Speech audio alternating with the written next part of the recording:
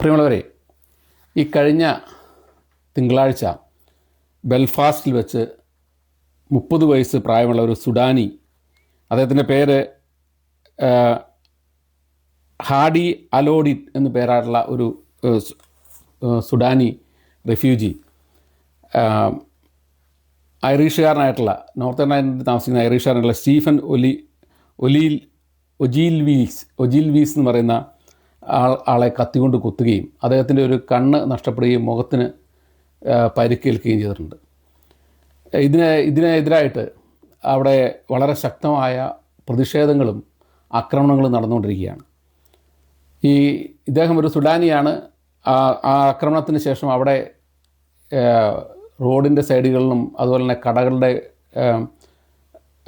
ഷട്ടറുകളിലുമൊക്കെ ഇസ്ലാമിക വിരുദ്ധ മുദ്രാവാക്യങ്ങളും എഴുതി വെച്ചുകൊണ്ട് അവിടെ സംഘടിതമായ ആളുകൾ ഇറങ്ങി വണ്ടികൾ കത്തിക്കുകയും അതോടൊപ്പം തന്നെ മൈഗ്രൻസ് താമസിക്കുന്ന കുടിയേറ്റക്കാർ താമസിക്കുന്ന പ്രദേശത്തെ വീടുകൾ കത്തിക്കുകയും ബസ്സുകൾക്ക് തീയിടുകയും അങ്ങനെ ബെൽഫാസ്റ്റ് സിറ്റിയിലേക്കുള്ള മെയിൻ റോഡുകളിൽ പലതും ഭയങ്കരമായ ആക്രമണം നടത്തുകയും പോലീസിന് ഇത് മാനേജ് ചെയ്യാൻ വളരെ പെട്ടെന്നുണ്ടായതുകൊണ്ട് പോലീസിന് മാനേജ് ചെയ്യാൻ ബുദ്ധിമുട്ടുകയും ചെയ്ത സാഹചര്യം ഉണ്ടാകുകയും അങ്ങനെ വളരെയേറെ പ്രത്യേകിച്ച് മൈഗ്രൻ്റ് കമ്മ്യൂണിറ്റി വളരെയേറെ ഭയപ്പെടുകയും ചെയ്യുന്നൊരവസ്ഥയാണ് ഉണ്ടായത്. അതിൻ്റെ അനുരണങ്ങൾ ഇപ്പം UK യിലേക്കും പടർന്നുകൊണ്ടിരിക്കുകയാണ്. ഇന്നലെ സെൻറ്റ് ജോർജ് ഹാളിന് മുമ്പിൽ, ലിവർപൂൾ സെൻറ്റ് ജോർജ് ഹാളിന് മുമ്പിൽ തടിച്ചുകൂടിയ ആളുകൾ അവിടെ നിന്ന് മാർച്ച് ചെയ്ത് റിച്ച്മണ്ട് ഹോട്ടലിൻ്റെ മുമ്പിലെത്തി. ആ റിച്ച്മണ്ട് ഹോട്ടൽ എന്ന് പറയുന്ന റെഫ്യൂജീസ് താമസിക്കുന്ന സ്ഥലമാണ്. ആ റെഫ്യൂജികൾ താമസിക്കുന്ന സെൻഡ് ദം ബാക്ക് എന്ന് പറഞ്ഞ മുദ്രാവാക്യം വിളിച്ചുകൊണ്ട് അവർ അവിടെ ഹോട്ടലിന് മുമ്പിൽ നിൽക്കുകയും അവിടെ ജനലിൻ്റെ ചില്ലുകൾ തകർക്കുകയും ചെയ്തു എന്നുള്ള വാർത്തയാണ് കേൾക്കുന്നത്. ഈ സാഹചര്യത്തെ ഉപയോഗിക്കാൻ വേണ്ടി ഇവിടുത്തെ റൈറ്റ് വിങ് രാഷ്ട്രീയക്കാർ വളരെ കൃത്യമായി ശ്രമിക്കുന്നുണ്ട്. ടോമി റോബിൻസന്റെ നേതൃത്വത്തിൽ ഇന്നലെ തന്നെ ഈ പറഞ്ഞ ബെൽഫാസ്റ്റിലെത്തി അവിടുത്തെ ആളുകളെ പ്രചോദിപ്പിക്കുന്നുണ്ട് എന്നുള്ള വാർത്തയാണ് ഇന്ന് പല സ്ഥലത്തും കണ്ടത്. അതോടൊപ്പം തന്നെ മറ്റ് ഇതര ഈ പറയുന്ന റിഫോം പാർട്ടിയുടെ ആളുകൾ അവരൊക്കെ ഇതിനെ മാക്സിമം ഇൻസ്റ്റിഗേറ്റ് ചെയ്യാൻ വേണ്ടി ശ്രമിക്കുന്നുണ്ട് എന്നുള്ള വാർത്തകളും വരുന്നുണ്ട്. നമ്മൾ മലയാളികളെ സംബന്ധിച്ചിടത്തോളം ഇതിനകത്ത് ഏറ്റവും വലിയൊരു പ്രശ്നം ഉൾസ്റ്റർ ഹോസ്പിറ്റലിൽ ജോലി ചെയ്തിരുന്ന നേഴ്സുമാർക്കെതിരെ ആക്രമണം ഉണ്ടായി. അവിടെ 4ഓളം വരുന്ന ഈ മുഖം കവർ ചെയ്ത ആളുകൾ ഈ നേഴ്സുമാരെ ട്രേസ് ചെയ്ത് ആക്രമിക്കാൻ ശ്രമിക്കുകയുണ്ടായി. അതോടൊപ്പം തന്നെ കെയർ വർക്കേഴ്സായിട്ടുള്ള ആളുകൾ അവിടുന്ന് ജോലി കഴിഞ്ഞ് വീട്ടിലേക്ക് പോയപ്പം അവിടെ വഴിയിൽ വെച്ച് അവർക്കെതിരെ അവരെ ഭയപ്പെടുത്തുകയും ആക്രമിക്കാൻ ശ്രമിക്കുകയും ചെയ്ത വാർത്തയുണ്ടായിട്ടുണ്ട്. ഇതൊരു ടോട്ടൽ മൈഗ്രൻ്റ് കമ്മ്യൂണിറ്റിക്കെതിരായിട്ടുള്ള ഒരു മൂവ്മെൻറ്റായി മാറിക്കൊണ്ടിരിക്കുകയാണ്. അതോടൊപ്പം തന്നെ ഈ മൈഗ്രൻസ് താമസിക്കുന്ന സ്ഥലങ്ങളെ മാത്രം ഇവർ ഫോക്കസ് ചെയ്താണ് കൂടുതലും ആക്രമിക്കാൻ ശ്രമിച്ചിട്ടുള്ളത്. കാര്യം പറഞ്ഞാൽ മൈഗ്രൻ്റ് കമ്മ്യൂണിറ്റി വളരെയേറെ കോൺട്രിബ്യൂഷൻ നൽകിയിട്ടുണ്ട് നമ്മുടെ സൊസൈറ്റി. അതുകൊണ്ട് അവരെ ഉപദ്രവിക്കരുതെന്ന് അവിടുത്തെ നോർത്തേൺ അയർലൻഡ് മിനിസ്റ്ററും അതോടൊപ്പം തന്നെ അവിടുത്തെ പോലീസും അതുപോലെ തന്നെ അവിടുത്തെ രാഷ്ട്രീയക്കാരും ഒക്കെ ആഹ്വാനം ചെയ്യുന്നുണ്ടെങ്കിലും അതോടൊപ്പം തന്നെ ഈ സ്റ്റീഫൻ ഒജിൽവിയുടെ കുടുംബം ഇപ്പോൾ 2 പ്രാവശ്യം പുറത്തിറങ്ങി വന്ന് അവർ പറഞ്ഞു ഇതിൻ്റെ പേരിൽ ഇവിടെ വയലൻസ് ഉണ്ടാക്കരുത്, അതുപോലെ തന്നെ നിങ്ങൾ സമാധാനപരമായിട്ട് വേണം ഈ പറയുന്ന പ്രതിഷേധങ്ങൾ നടത്താൻ എന്നൊക്കെ അവർ ആഹ്വാനം ചെയ്തെങ്കിലും അവർ വിനയപൂർവ്വം അഭ്യർത്ഥിച്ചെങ്കിലും കലാപം ഇപ്പോഴും നിന്നിട്ടില്ല. അപ്പോൾ ഇവിടെ പല സ്ഥലത്തും UK യിൽ തന്നെ ഇത് മുൻനിർത്തി പ്രകടനം നടത്താൻ ആലോചിക്കുന്നതായി സോഷ്യൽ മീഡിയ മാധ്യമങ്ങളിലൂടെ നമ്മൾ കാണുന്നുണ്ട്. അതുപോലെ തന്നെ ഇവിടെ ലിവർപൂളിൽ തന്നെയുള്ള പല നേഴ്സിംഗ് ഹോമുകളിൽ ജോലി ചെയ്യുന്ന കുട്ടികളോടൊക്കെ നിങ്ങൾ യാത്ര ചെയ്യുമ്പോൾ സൂക്ഷിക്കണം, നിങ്ങൾ ജോലിക്ക് വരുമ്പം വളരെ സേഫാണെങ്കിൽ വന്നാൽ മതി എന്ന് നേഴ്സിംഗ് ഹോമിൻ്റെ ആളുകൾ അധികൃതർ പറഞ്ഞിട്ടുണ്ട് എന്നുള്ള വാർത്തയും സ്ഥിരീകരിക്കപ്പെട്ടിട്ടുണ്ട്. അപ്പോൾ അതുകൊണ്ട് ഈ വിഷയത്തിലുള്ള ഒരു പ്രശ്നം എന്ന് പറയുന്നത് ഇപ്പോൾ പൊതുവിലൊരു മൈഗ്രൻ്റ് വിരുദ്ധ മനോഭാവമുണ്ട്. യഥാർത്ഥത്തിൽ നമ്മളൊക്കെ പ്രത്യേകിച്ച് മലയാളികൾ ഇവിടെ ഒരിക്കലും ഇല്ലീഗലായി വന്ന ആളുകളല്ല. ഇവർ ഉദ്ദേശിക്കുന്ന കാറ്റഗറിയിൽ പെടുന്ന ആളുകളുമല്ല മലയാളികളെല്ലാം സർക്കാരിൻ്റെ അനുകാലത്തോടുകൂടി നിയമാനുസൃതം ഇവിടുത്തെ ഹോം ഓഫീസ് വർക്ക് പെർമിറ്റ് കൊടുത്ത് വന്നേക്കുന്ന ആളുകളാണ്. പക്ഷേ ഇവിടുത്തെ സാധാരണ മനുഷ്യരെ സംബന്ധിച്ചിടത്തോളം ഇതിൻ്റെ ഈ റേഷ്യലായി ചിന്തിക്കുന്ന മനുഷ്യരെ സംബന്ധിച്ചിടത്തോളം ഇത് തമ്മിൽ തിരിച്ചറിയാൻ ഇവർക്കറിയത്തില്ല. നമ്മൾ അസൈലം സീക്കേഴ്സ് ആണെന്നാണ് അവരും ചിന്തിക്കുന്നത്. നമ്മൾ അസൈലം സീക്കേഴ്സ് അല്ലെന്നും നമ്മൾ ഗവൺമെൻറ്റിൻ്റെ എല്ലാവിധ സഹകരണത്തോടും കൂടിയും ഗവൺമെൻറ് എല്ലാ അനുവാദത്തോടും കൂടിയും ഈ രാജ്യത്തെ സേവിക്കുന്ന ജനവിഭാഗങ്ങളാണെന്നുള്ളത് ഇവിടുത്തെ ആളുകൾക്ക് പലർക്കും തിരിച്ചറിയാൻ പറ്റുന്നില്ല.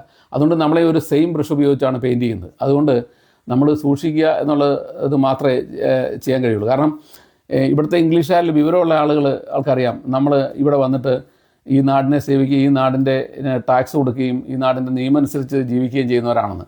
എന്നോട് ഒരു പ്രായം ചെന്ന ഇംഗ്ലീഷുകാരൻ ഒരിക്കൽ പറഞ്ഞു, നിങ്ങൾ ഞങ്ങളുടെ പോലീസിങ്ങിന് വേണ്ടി ഒരു പൈസ പോലും ചിലവിടാത്ത ആളുകളാണ്, പ്രത്യേകിച്ച് ഇന്ത്യയിൽ നിന്ന് വന്നിട്ടുള്ള ആളുകളെന്ന് അദ്ദേഹം പറഞ്ഞ് ഞാൻ ഓർക്കുന്നു. കാരണം നമ്മളൊരു ക്രൈം ഇവിടെ ഉണ്ടാക്കുന്നില്ല.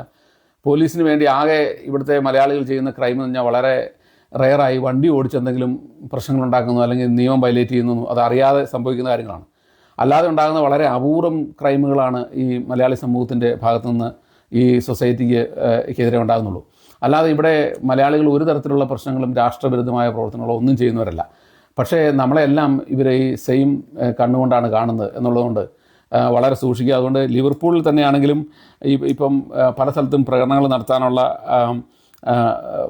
ആഹ്വാനമുണ്ട് എന്നാണ് അറിയുന്നത്. ഈ ആക്രമണത്തിൽ ഇപ്പം തന്നെ 12 പോലീസുകാർക്ക് പരിക്കേറ്റിട്ടുണ്ട്, 16 ആളുകളെ ബെൽഫാസ്റ്റിൽ അറസ്റ്റ് ചെയ്തിട്ടുണ്ട്. ഇന്നലെ ലിവർപൂളിൽ നടന്ന പ്രകടനത്തിൽ ഈ ചില്ലെറിഞ്ഞ് പൊട്ടിച്ച, അതായത് റിച്ച്മണ്ട് ഹോട്ടലിൻ്റെ ചില്ലെറിഞ്ഞ് പൊട്ടിച്ച ആളുകളെ പോലീസ് അന്വേഷിക്കുന്നു എന്നാണ് പറയുന്നത്. ഇപ്പം ബെൽഫാസ്റ്റിലൊക്കെ പല ഈ സുഡാനിൽ നിന്ന് വന്നിട്ടുള്ള ഇങ്ങനെ അസൈലം സീക്കേഴ്സായിട്ട് വന്നിട്ടുള്ള ആളുകളുടെ കുട്ടികൾക്ക് സ്കൂളിൽ പോകാൻ പോലും ഭയങ്കരമായിട്ടുള്ള പ്രതിസന്ധി ഉണ്ട് എന്നാണ് അറിയുന്നത്. അപ്പോൾ അതുകൊണ്ട് ഇത് ഇപ്പോഴത്തെ ഒരു സാഹചര്യം എന്ന് പറഞ്ഞാൽ, ഒന്ന്, ഇവിടുത്തെ റൈറ്റ് വിങ് പൊളിറ്റിക്സ് വളരെ ശക്തമായി നിൽക്കുകയാണ്. കാരണം നടന്ന ഇലക്ഷനിലെല്ലാം തന്നെ റിഫോം പാർട്ടി വളരെ ശക്തമായി മുമ്പോട്ട് വരുന്നു. അവർ ഈ റെഫ്യൂജികൾക്കെതിരാണ്. അവർ ഈ പറഞ്ഞ കുടിയേറ്റക്കാരായിട്ടുള്ള ആളുകൾ, അതായത് ഈ അസൈലം സീക്കേഴ്സായിട്ട് വന്നിട്ടുള്ള ആളുകളെ മുഴുവൻ തന്നെ ഇവിടെ നിന്ന് പുറത്തു വിടണമെന്നും അതോടൊപ്പം തന്നെ അവരെ വളരെ ഒരു കാരണവശാലും ഇവിടെ നിലനിർത്താൻ സമ്മതിക്കരുതെന്നും പറയുന്ന രാഷ്ട്രീയത്തിന് വളരെ മുൻതൂക്കം കിട്ടിക്കൊണ്ടിരിക്കുകയാണ്. നമ്മളെ സംബന്ധിച്ച് യഥാർത്ഥത്തിൽ അതൊന്നും ഒരു പ്രശ്നമുള്ള കാര്യമല്ല. കാരണം നമ്മളാരും അസൈലം സീക്കേഴ്സ് അല്ല. പക്ഷേ ഇങ്ങനെ വന്നിട്ടുള്ള ആളുകളുണ്ട്, ഈ ബോട്ട് കടന്ന് ഇല്ലീഗലായിട്ട് ഫ്രാൻസിൽ നിന്ന് വന്ന് ഇല്ലീഗലായിട്ട് ബോട്ടിലൂടെ ഇംഗ്ലണ്ടിൽ വന്ന് അസൈലം സ്വീകരിച്ച് നിൽക്കുന്ന ആളുകളുണ്ട്. അവരെല്ലാം ഹോട്ടലുകളിലൊക്കെയാണ് താമസിക്കുന്നത്. ഈ പറഞ്ഞ ഹാഡി അലോഡി എന്ന് പറയുന്ന സുഡാനി, അദ്ദേഹം 2023 പാരീസിൽ നിന്ന് ഡബ്ലിനിൽ വന്നു, അയർലൻഡിൽ വന്നു, റിപ്പബ്ലിക് ഓഫ് അയർലൻഡിൽ വന്നു. അതിനുശേഷം അവിടെ നിന്നാണ് ബെൽഫാസ്റ്റിൽ ഇദ്ദേഹം വരുന്നത്. ബസ്സിന് ബെൽഫാസ്റ്റിൽ വരികയാണ് ഇത്. അവിടുന്ന് അദ്ദേഹം ഹോം ഓഫീസിൽ അപ്രോച്ച് ചെയ്ത് അവിടുന്ന് അദ്ദേഹത്തിന് 2023 മുതൽ 2028 വരെ അസൈലം ഗ്രാൻഡ് ചെയ്തിട്ടുണ്ട്. അദ്ദേഹത്തിന് ഇവിടെ UK നിൽക്കാനുള്ള അസൈലം ഗ്രാൻഡ് ചെയ്തിട്ടുണ്ട്. ഇദ്ദേഹത്തിൻ്റെ സഡൻ പ്രൊവോക്കേഷൻ എന്താണെന്നോ, ഇയാൾ എന്തിനു വേണ്ടിയാണ് ഈ സ്റ്റീഫൻ ഒജിൽ വീസിനെ കുത്തിയതെന്നോ യാതൊരു പിടിയില്ല. എന്താണെങ്കിലും അതിനെ സംബന്ധിച്ചുള്ള വിവരങ്ങളൊന്നും പുറത്ത് വന്നിട്ടില്ല ഇതുവരെ. പക്ഷേ തിങ്കളാഴ്ചയാണ് ഈ സംഭവം നടന്നതെങ്കിലും കഴിഞ്ഞ 2 ദിവസമായി ബെൽഫാസ്റ്റിൽ ആളുകൾ ഭയരഹിതരായിട്ടാണ് ജീവിക്കുന്നത്. അതിൻ്റെ പ്രത്യാഘാതങ്ങൾ പല സ്ഥലത്തും ഉണ്ടായിക്കൊണ്ടിരിക്കുന്നു. ഈ സാഹചര്യത്തെ നമ്മൾ മലയാളികൾ വളരെ ശ്രദ്ധയോടെ കാണുക.